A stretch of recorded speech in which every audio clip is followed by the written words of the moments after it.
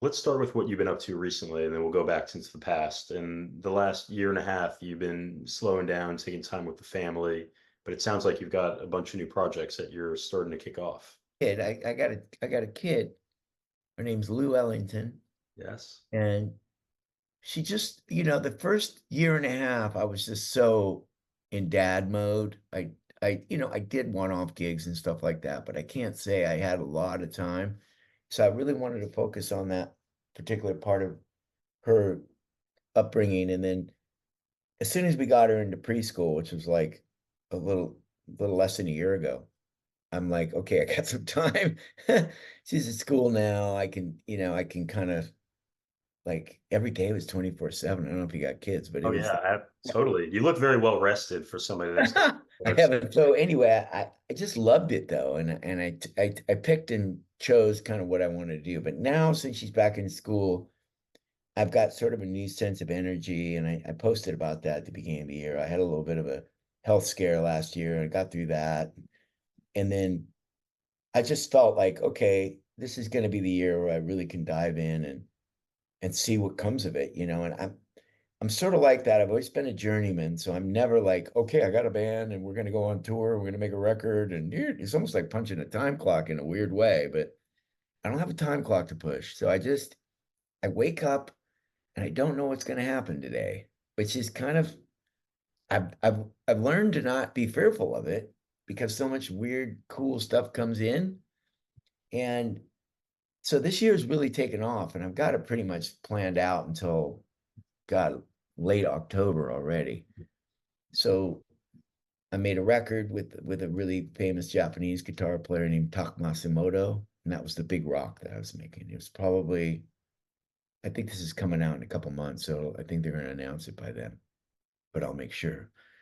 So if Tak Masimoto was born in America, he'd be, in my opinion, up there with Slash and guys of his ilk in the rock genre. In Japan, the band sold 85 million records. And I've always loved that band, and I played with them back in the 90s. What was the band called? Called the Bees, The Bee. B-E apostrophe S. Okay. Play stadiums in Japan, they sing in Japanese. But he's a rock guitar player, and then my friend Jack Blades called from Night Ranger, one of the best bass players I've ever played with. We went in the studio, and I was like, Jack, because his stuff's a little bit more. It's big rock, but it's Yeah. interesting. And then Eric Martin from Mr. Big is singing on the record, who, when I went to Japan with Guns N' Roses in the early 90s, we were playing Tokyo Dome, 3 nights sold out, 50,000 people a night. Mr. Big was number one and we were number two. Mr. Big was massive in Japan. And I say to people, there's a lot of people in the world. Your band could be bigger in one place than another. And Mr. Big just had a market there. Same as Cheap Trick, big market for Cheap Trick.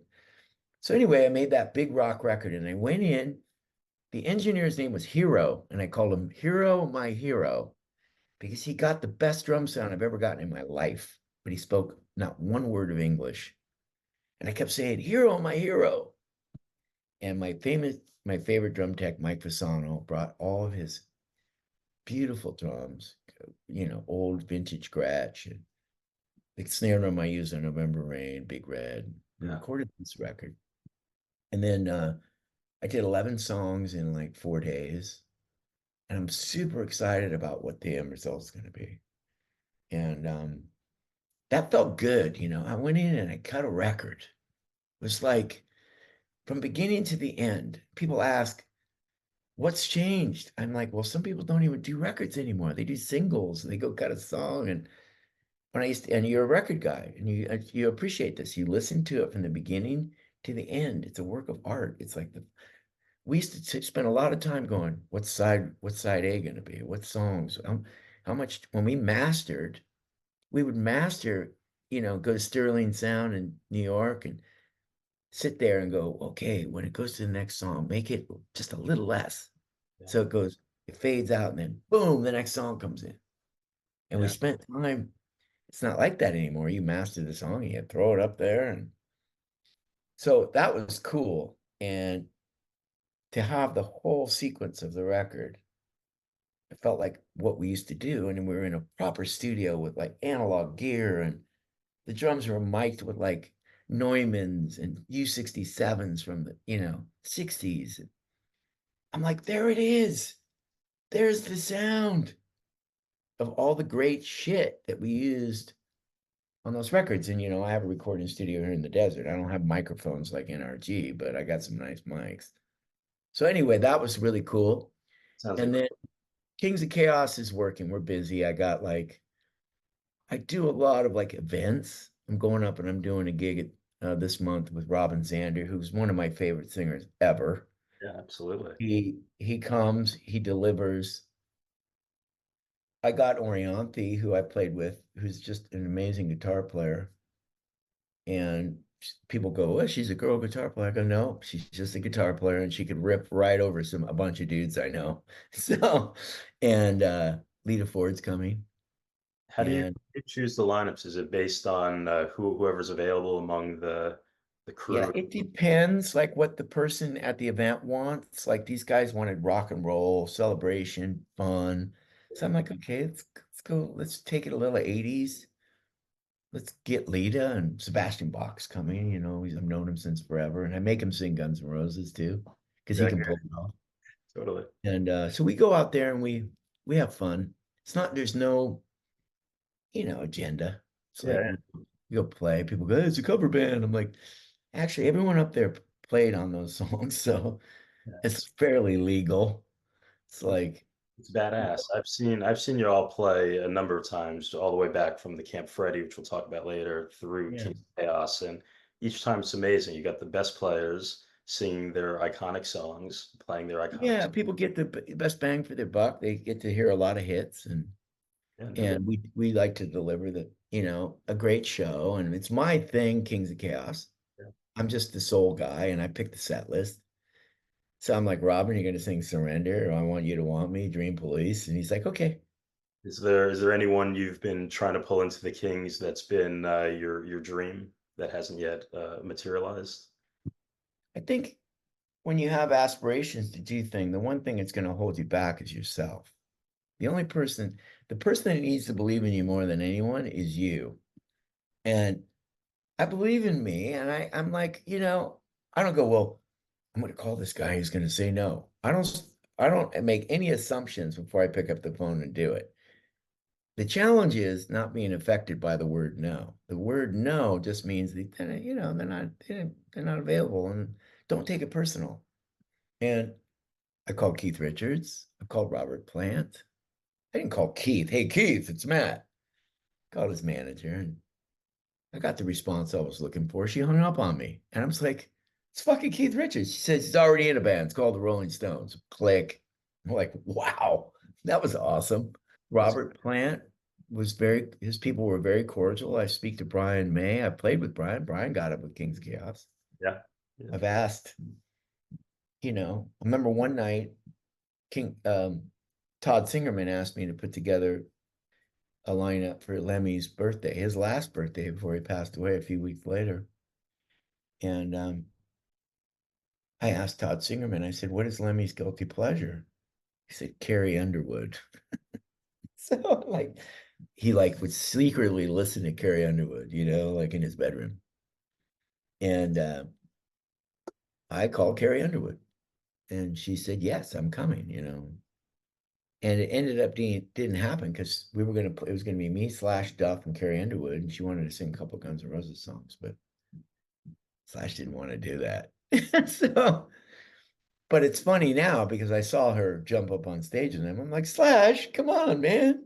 Yeah, yeah, You've done it for Lemmy."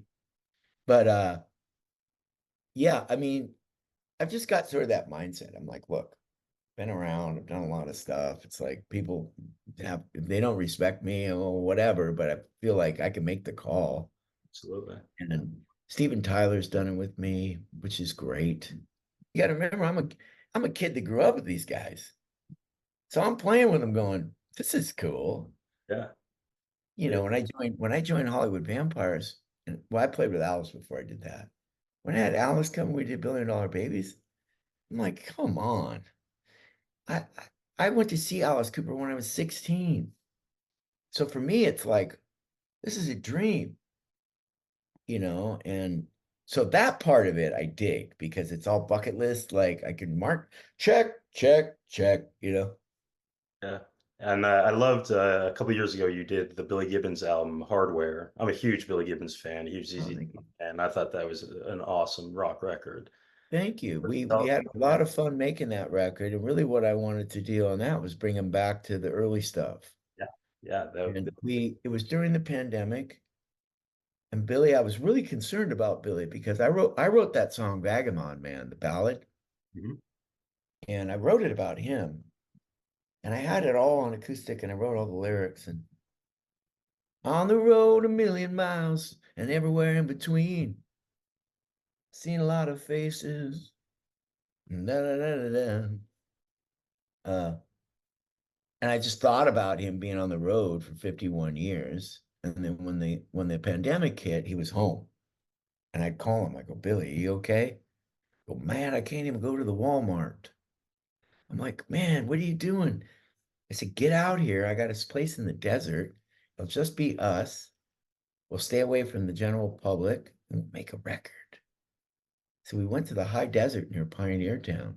My friend has a ranch, 140 acres. And we set up in a garage. And we had these two little houses, and I lived in one, and Billy lived in the other one. And we had this engineer and another guy helped songwrite with us, this guy named Mike Fiorentino from Nashville. And we sat there, and Billy go, you got a riff? And he had a riff, and he wanted to do a surf kind of thing. And I woke up and I wrote all the lyrics to West Coast Junkie. And I go, Billy, will you sing a word? Will you sing the word junkie? And he went, well, yeah, what's it about? I said, it's about a girl. It's not about drugs. I'm a West Coast junkie from a Texas town. For me, it was one of the greatest experiences of my life because I could look at Billy and I'm never prided myself on being a lyricist, but I learned, God, I got some lyrics in me. But it was the case study. It was Billy Gibbons. So what do I write about with Billy Gibbons? It's all right there. Hot rods, girls, cactus. If you listen to Desert High, the very last song, which is spoken word, we created this bed of music. And I said, Billy, I just listened to the Bob Dylan spoken word thing about John F. Kennedy. You ever heard that? And I played it for Billy. I go, can you do something like this? And I remember I read something about David Bowie where he would write words. That's my French bulldog snoring back there. Yeah. Uh, he would write words on a piece of paper and spread them out on a table. Just cool sounding words. Ziggy Stardust, Yeah. Latin Sane, and whatever you write down, right?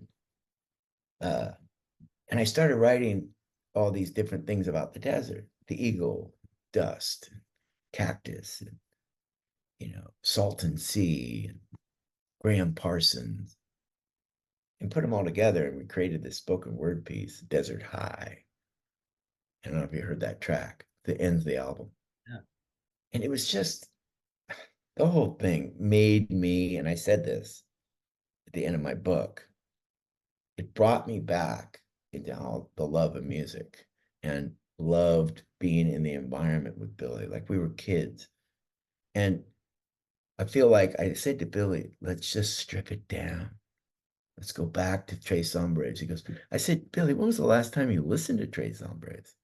He goes, when we recorded it. It's not like Yeah. Billy goes to his house and pulls out Tres Hombres and puts it on his turntable. That What doesn't about you to happen. take them back to the roots, of course. I said, yeah, let's just, and we came up with this stuff like Lucky Card. Like Billy would say, my wife's name's Ace.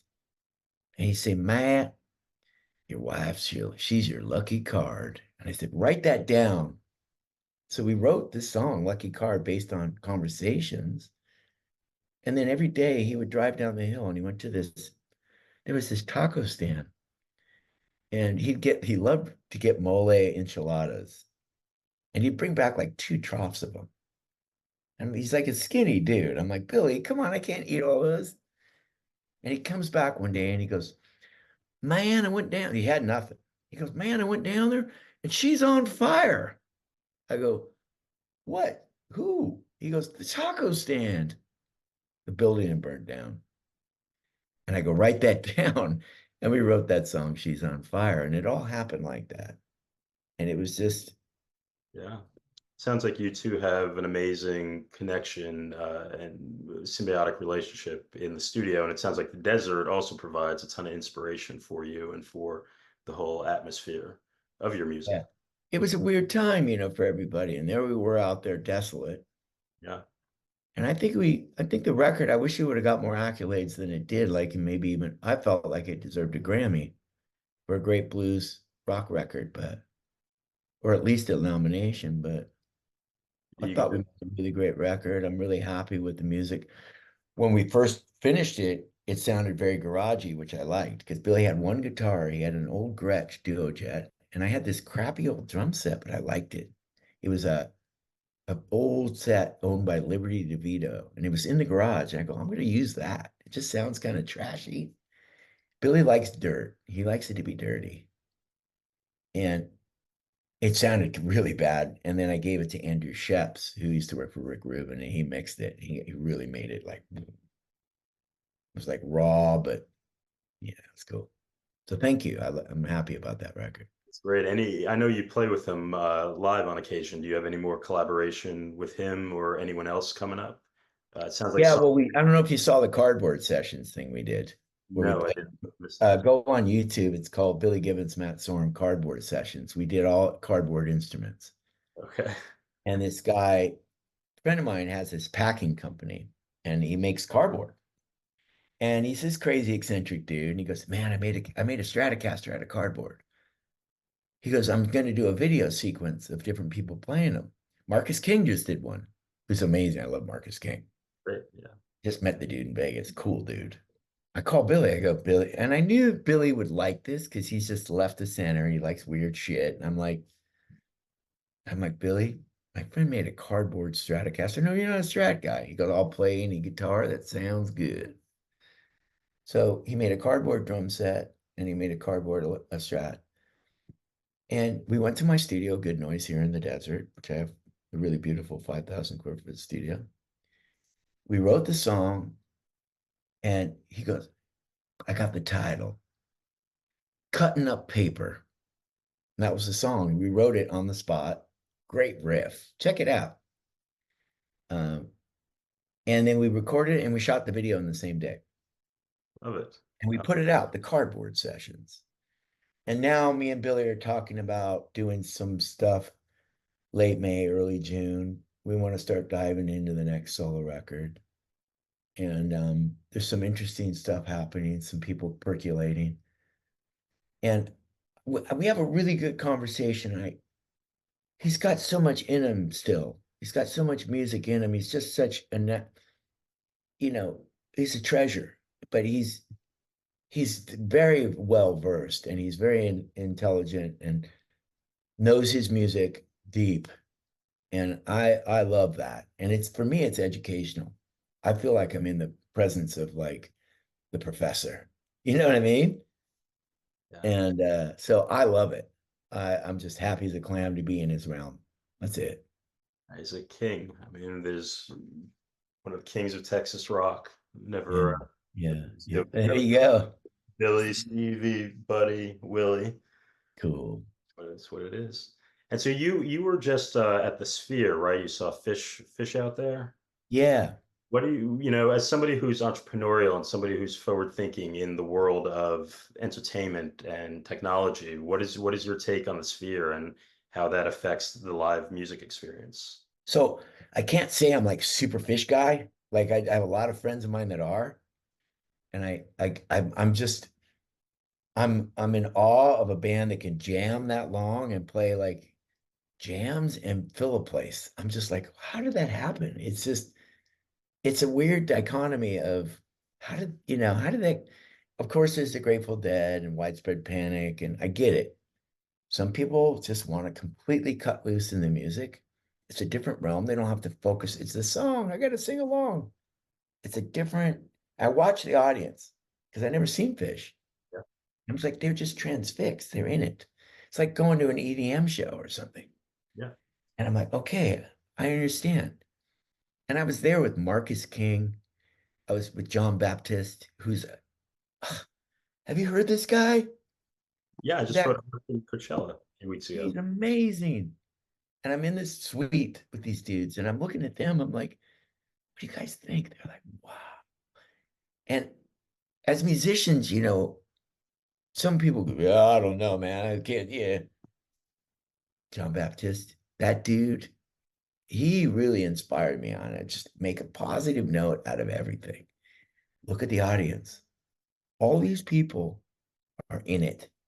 And I'm like, yeah, man, perfect band for the Sphere because they set the tone with the music as being this landscape, but it's incredible visuals. And from what I understand, they made a lot of their own. They spent a lot of time putting that together. Yeah, I think they curated the set each night to be a different element, and they created visuals for all of it. Now, And I, U2, I didn't see it, but all I could say from that is maybe U2 as a band with Bono and, The Edge is maybe more representative of guys that you would look at on stage and go like, I want to watch the band. From my take, it would be maybe that's just that much visual is slightly distracting. let's see. Like, oh, I'm. Yeah, it is less about what's happening on stage and more about what's happening audio and visually around you. The sound was great. I was surprised because I heard different reports about the sound, but the sound was killer from where we were. And I was with a really interesting group of people. I mean, Ron Howard was in my box, and I got a chance to talk to him. I thanked him for his movies first, and then I So many said, great films I there. said, "Is this inspiring for you?" He said, "Oh yeah." I mean, the fact that we live on the planet at this time to be able to see these incredible creations of like, I think it's 1.5 million LED bulbs in that thing, $2.5 billion to build. If you look at it and you think about the people that thought this out, Mhm. that part alone is mind-boggling. Absolutely. That's some I just visionaries. want to remodel my bathroom, and I'm like, oh my God. The people that we have on this planet, they're able to do this stuff. And Yeah, man. But we could look at people like you and the performers and musicians you play with, and I look at you all in awe. I'm like, how do you go on stage and in front of all these people and mesmerize everybody? Or how do you come up with these, the songwriting you did with Billy just from thin air? So, there's each of us has our own beautiful creative visions, and it's admirable what we all collectively come up with. So. yeah, for sure. I look at it that way too. I but I'm always trying to elevate by being around other people that inspire me. I like somebody said that to me one time, because there was times in my life when, I got into too much drinking and too much drugging, and I would say I was hanging with lower common denominator. I was a little bit, you started hanging with not the right element and dragging you down, right? Now that I'm sober and I'm looking for inspiration and higher meaning, and that's coming to me because I believe that when you put that energy into the universe, it presents itself. And Yeah. that's been happening in my life a lot. Well, I wanna take a few minutes if we could go back and show a few pictures from your early rock and roll days. And is that cool with you? Yeah, man. All right, cool. So let's start. I got a picture right here. It's a black and white picture of the Cult from 1989, and it looks like it's New York City, and it's Mhm. the band on a promo shot during the Sonic Temple tour. Yeah, well, I got that gig in LA, based on a few people telling them about me. Originally, the drummer was going to be a drummer named Pat Torpey, who Mr. at the Big. time was playing with, he was from Mr. Big, but then he went out and played with Jimmy Page and Robert Plant. And Billy and Ian went down to see Jimmy Page and Robert Plant, Billy Duffy and Ian Astbury from the Cult. And they called Pat. They got a hold of Pat and wanted him to be the drummer. And Pat had just started Mr. Big, coming back to Mr. Big again, and said, and me and him were kind of coming up at the same time. And in Hollywood, and we were kind of known guys that could jump into a band, and we shared a couple bands and stuff.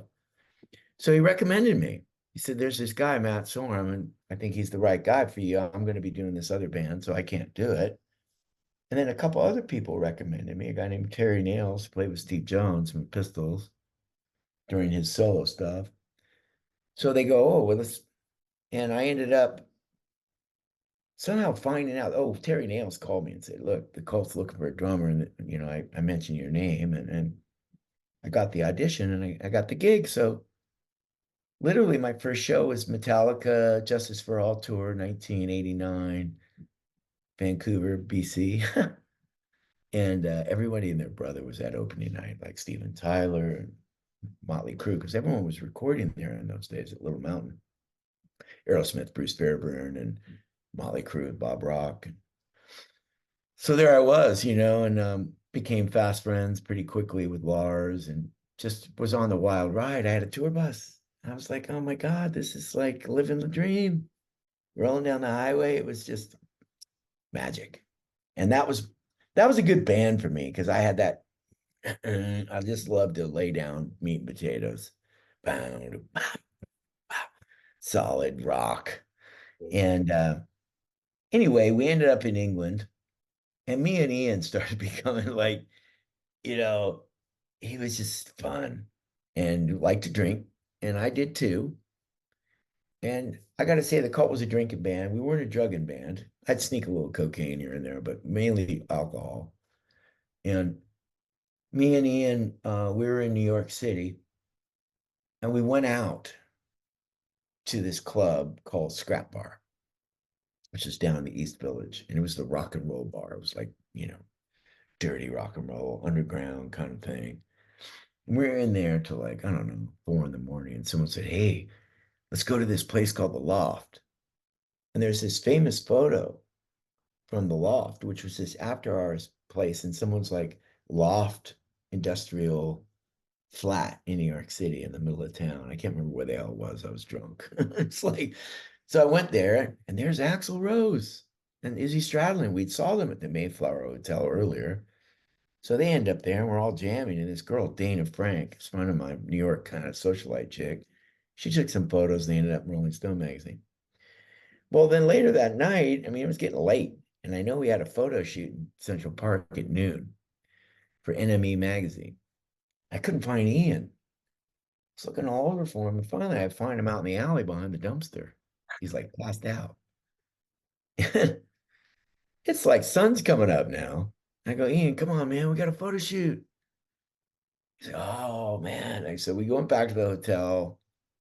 At that point, it was like 9 in the morning, 8 or 9. I mean, we were like, New York, all-nighter, and showered up, put our regalia on. I got my outfit, sunglasses, walked out straight out of the Mayflower Hotel, which is the rock and roll hotel in those days, right off the park. Crossed, and we saw Billy Duffy and Jamie sitting there, standing on that rock. Yeah. We walked up, and Duffy went, "Oh, no." We were like,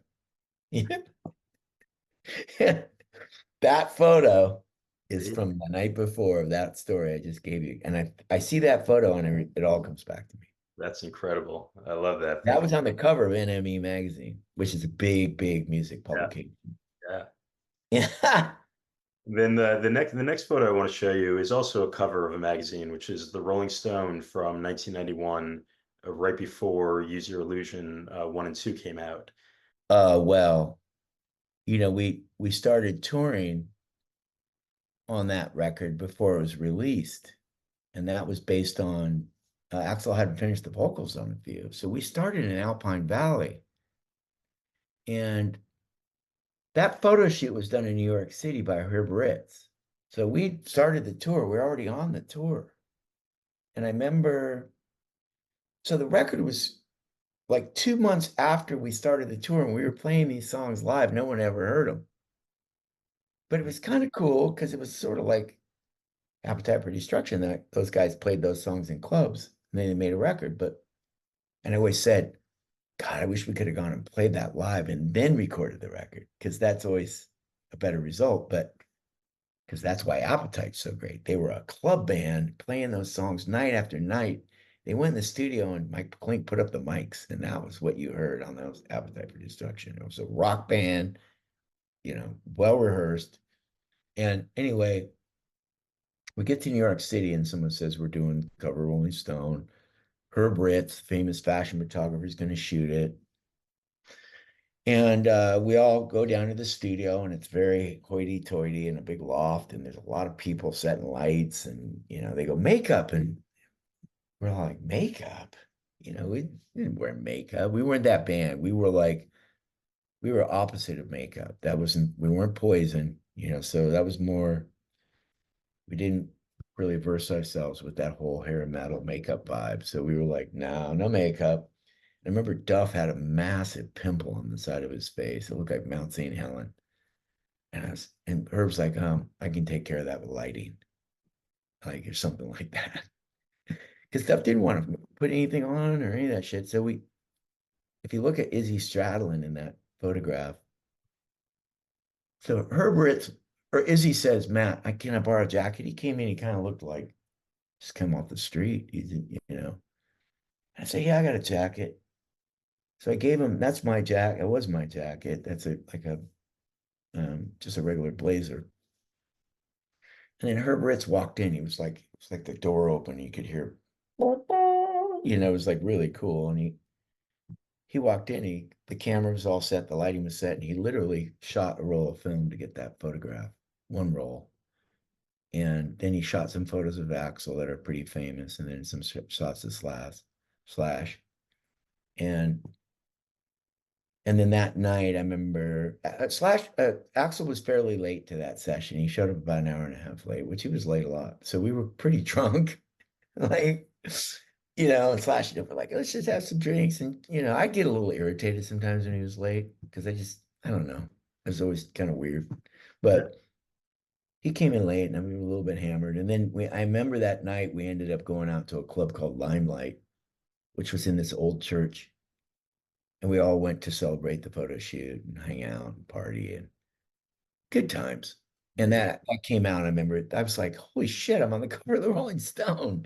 And that was a song, That's it. And did And you guys sense, or did you have that personal sense that these records were going to be huge, and this was this tour, and this was just going to keep expanding? it was so much going on around the band. I mean, I guess, people go, oh, it should have been one record or should have been this. But Axl's intention on those records was to make enough music so we could stay out on the road for a long time, which we did. We did the longest running rock tour of all time, I believe, 3.5 years straight. Almost killed us all. But I'm still alive to tell the tale. I can't believe none of us are dead. I'm like, that blows my mind. I looked around at the Rock and Roll Hall of Fame. I'm like, we're all alive? This is fucking crazy. Amazing. Have you ever seen the reunited version with Duff, Slash, and Axl? No, I haven't got the invite. No. They like, hey, come watch the band. I'm like, I don't think so. They invited me to come play, and I declined. I didn't think it made sense to go play two songs and then do what. So I mean, I play music. I play with musicians. It's like they want me to play them. I don't know.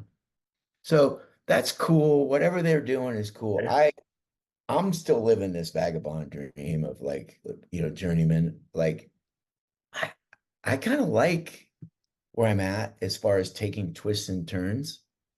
I'm going to Japan with this trippy thing. Are you going to tour that Yeah, record? yeah. Oh, And then me and Billy, being in the realm of Billy, I'm like, die and go to heaven. It's like that. I always look at that like, well, if I was doing that, I wouldn't be able to do this, and this wouldn't have happened, and this wouldn't have happened over here, and I wouldn't have time for my kid. So all those things in my mind are like, I'm where I'm supposed to be. And I say that. People go, it's bullshit. He needs to be in the band. I'm like, well, I'll be honest. In the beginning, it was like a little weird. I'm like, okay, well, it's a reunion. Okay, well, make it a reunion. But it didn't go that way. So I'm much more at peace with it. than I was in the very beginning. And I'll be honest. I mean, people can say whatever they want, but it's like, you know, and a guy that called me and actually talked to me about it was Ringo. And he said he didn't get invited to the party. I said, no, I didn't get invited to the party. If you never, and you'll know this, being a person, if you don't get invited to a party, I mean, come on, it's gonna sting a little bit. It's like I didn't get invited to the party. It's like, but he told me a story about him and John and Paul, and I'm like, is he actually saying he's talking about John Lennon? This is crazy. That right there said to me, the universe is on my side. I'm on the phone with Ringo talking about not being invited to the party. That shit, I'm like, bing. The last photo I want to share with you is from, I believe, 2004 tsunami benefit in LA, and it was a Camp Freddy show. And the picture is you on drums, Lemmy on bass, and then it looks like, is that Chris Chaney on bass also? Two basses? So perfect. It is. I Oh love. yeah, Chris Chaney played bass because Lemmy's tone was more trebly, it was more toppy, and he didn't like a lot of low end. When I played with Motorhead, I did 19 shows with them. Yeah. He had a lot of top, and it had more of he played it like a guitar. So it was cool with the bass underneath. And Chris is a great bass player. He's now in AC/DC. Totally. He's the man. So he was just boom. Lemmy's like, very, yeah, it's cool. Just the model of rock and roll and everything and how he lived it. And Lemmy was the guy that go to the grocery store dressed like Lemmy. It's like, and to be in his realm, but inside of him, he had a very sweet heart and he was a very kind man. And he'd seen it all. It's like Alice Cooper. When you talk to Alice Cooper, it's the same thing. These guys have seen a lot of shit and they've lived through it and they're really comfortable with themselves. It's like, fucking, I'm Alice Cooper, I'm Lemmy, I'm Billy Gibbons. It's like, and I've had a whole life of rock and roll. And Lemmy lived it right up into the end. And I was so honored to be asked to do his last birthday. Yeah.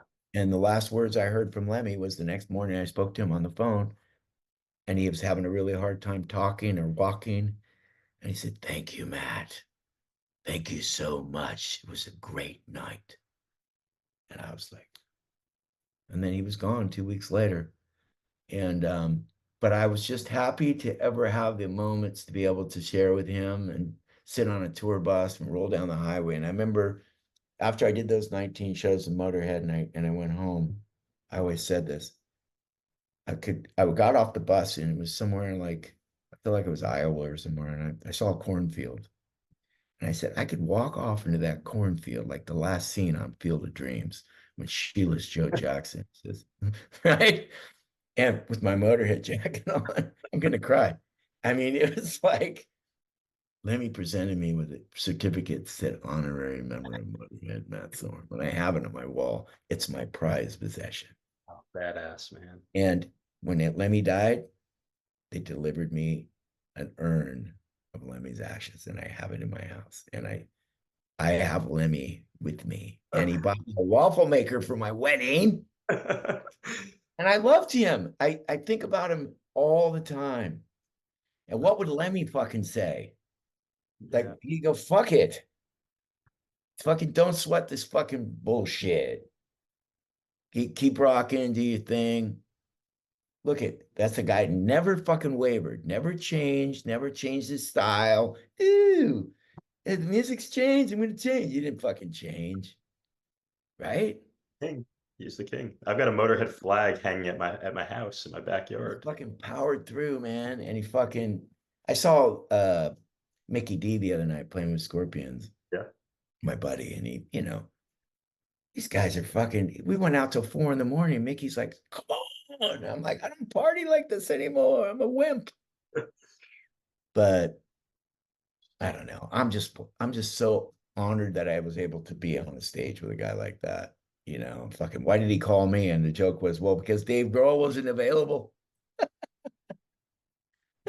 Why am I here? He goes, because Dave wasn't available. Shit like that, you know. And he said one time we were doing an interview together at Stubbs Barbecue, and we were playing, and fucking I was having so much fun. sitting on the bus watching war movies with him. And the interview guy goes, Lemmy, can you describe your life in 2 words? Lemmy goes, fierce joy. I was like, fuck, what? That's the coolest shit I've ever heard. So I called Lemmy up. I made a solo record. And I go, Lemmy, do you remember when you said in an interview when we were in Texas, you said, what's your life like in 2 words? He said, you said fierce joy. I said, can I use that? He goes, it's yours. And I called my record Fierce Joy. Something he said that just went like, wow, it's deep. Incredible stories. I appreciate you sharing those. Yeah, man. Cool. Good to hang with you. You be well, and we'll Yeah. catch you next time. Cheers, bro. Thank you. Bye-bye.